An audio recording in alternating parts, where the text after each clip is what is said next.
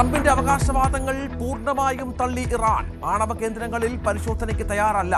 ഹോർമുസിൽ നിയന്ത്രണം വിട്ടു നൽകില്ല. മരവിപ്പിച്ച പണം തിരികെ നൽകുന്നത് ഉപയോഗിക്കുന്നത് സ്വന്തം ഇഷ്ടപ്രകാരം.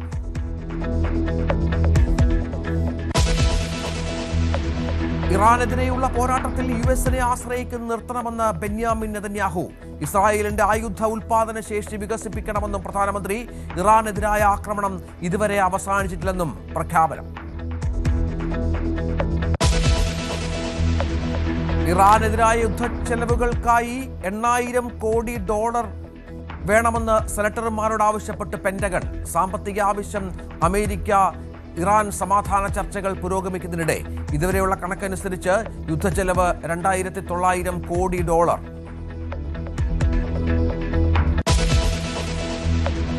ഇസ്രായേൽ ഹിസ്ബുള്ള യുദ്ധം ലെബനനിൽ സംഭവിപ്പിച്ചത് കോടികളുടെ നാശം.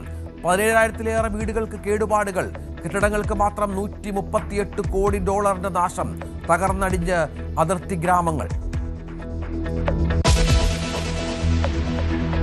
പാകിസ്ഥാൻ സർക്കാരിനെതിരെ പാക് അധിനിവേശ കശ്മീരിൽ ജനകീയ പ്രക്ഷോഭം ശക്തം.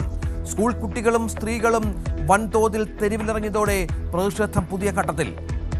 പാക് സൈന്യം പുറത്തു പോവുക, അടിസ്ഥാനാവകാശങ്ങളും സൗജന്യ വിദ്യാഭ്യാസവും നൽകുക എന്നിവ ആവശ്യം. നഗരങ്ങളിലേക്കും ഗ്രാമങ്ങളിലേക്കും പ്രതിഷേധം പടരുന്നു. വിശ്വനാഥ് സിൻഹ പുതിയ ചീഫ് സെക്രട്ടറി. തീരുമാനം മന്ത്രിസഭാ യോഗത്തിൽ. എ ജയതിലകിന്റെ വിരമിക്കൽ 30-ന്. KR ജ്യോതിലാലിനെയും പരിഗണിച്ചു.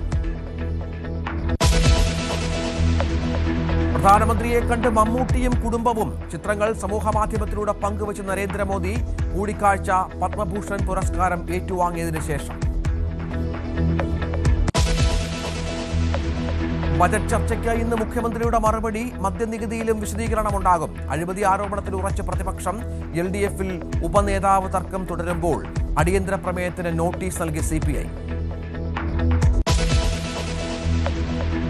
ചരിത്രം കുറിച്ച് കേരളത്തിന് അഭിമാന നിമിഷം. ഉദ്ഘാടനത്തിന് ശേഷം 1000 കപ്പലുകൾ കരയ്ക്കടുക്കുന്ന തുറമുഖമാകാൻ വിഴിഞ്ഞം. ചരിത്ര നിമിഷം ഇന്ന് MSC ലൂസിയാന കരയ്ക്കടുക്കുന്നതോടെ.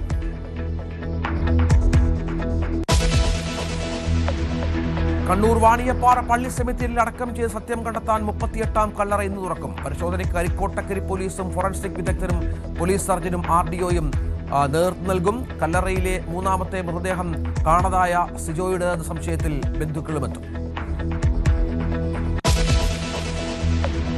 പ്രദേശത്തിൽ നിന്ന് കരകയറാതെ താരസംഘടന അമ്മ. ശ്വേതയുടെ ഭരണസമിതി രാജിവെച്ചിട്ടും രമേശ് പിഷാരടി അഡ്ഹോക് കമ്മിറ്റി കൺവീനറായിട്ടും രക്ഷയില്ല. ഭാരവാഹികളായിരുന്നവരുടെ ഈഗോ ആണ് കാരണമെന്ന് ഒരു വിഭാഗം. അൻസിബയുടെ പരാതി സംഘടനയ്ക്കുള്ളിൽ തീർക്കാതിരുന്നതിലും കടുത്ത വിമർശനം. രാജിവെച്ചിട്ടും വ്യക്തിഹത്യ തുടരുകയാണെന്നും ഫേസ്ബുക്കിലൂടെ ശ്വേത. 3 പേരുടെ ജീവനെടുത്ത കൊട്ടാരക്കര ടിപ്പർ അപകടത്തിൽ നടപടി. പരിശോധിക്കാതെ ഫിറ്റ്നസ് നൽകിയ 2 മോട്ടോർ വാഹന വകുപ്പ് ഉദ്യോഗസ്ഥർക്ക് സസ്പെൻഷൻ.